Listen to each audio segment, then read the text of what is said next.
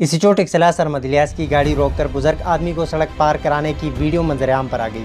Video ने social media पर धूम मचा दी। वीडियो मुलाहिजा कीजिए।